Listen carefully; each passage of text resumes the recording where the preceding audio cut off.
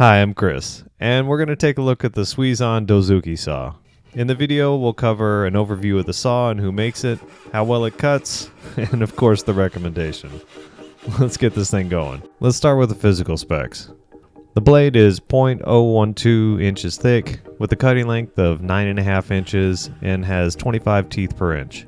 The blades have been heat treated, so the teeth are really hard. What that means is that the blade will stay sharper longer than what you would normally expect from a Western saw.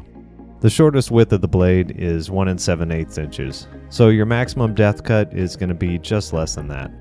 You'll see the spline along the back doesn't extend the entire length of the blade, and we'll take a look at that later and see if that actually makes a difference. The handle is 10 5/8 inches long, and the saw is 21 5/8 inches in overall length. So just a note. Traditionally, Japanese handsaws use softwood like hinoki or sugi for their handles. One last thing to mention, like other Japanese handsaws, this Dozuki saw cuts on the pull stroke. Instead of sharpening these blades, you just change them out. All it requires is a Phillips screwdriver, and how often you use the saw will determine on how often you change the blade. I've had a blade last about a year with moderate use.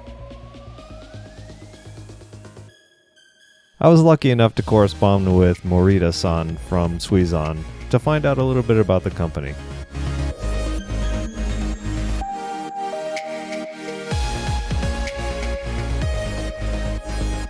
The blades are made in the town of Sanjo, which is in the Niigata prefecture. I came across this NHK video on Sanjo, and apparently it has a history of making tools that goes back for generations. If you want to check that out, it'll be in the description. I spent a couple months using this saw to test it out. You might have noticed it in the spoon making video. The wood I was cutting had density like mahogany. The saw did really well cutting at all those different angles as well as cutting straight on. Next we'll look at doing a dovetail joint with the saw. I found these pieces of oak in a pallet, and man, they turned out to be really dense. Because the teeth of the saw are really hard, there's always a chance that you might chip a tooth on the blade. So if this saw was going to chip a tooth, it would have been on this oak for sure. One thing you'll notice is how you can cut a line next to each other. The kerf is very thin, and for how thin this blade is, it's really stiff.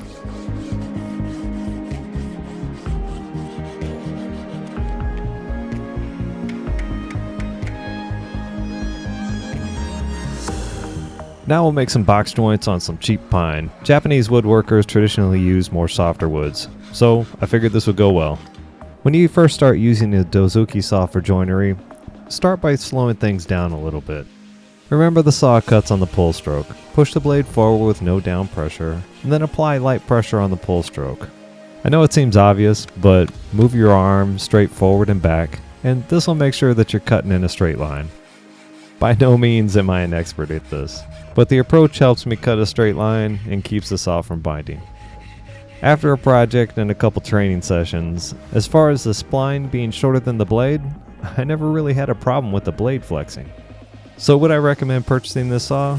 Yeah, I think so. I mean, it was a good all-around saw.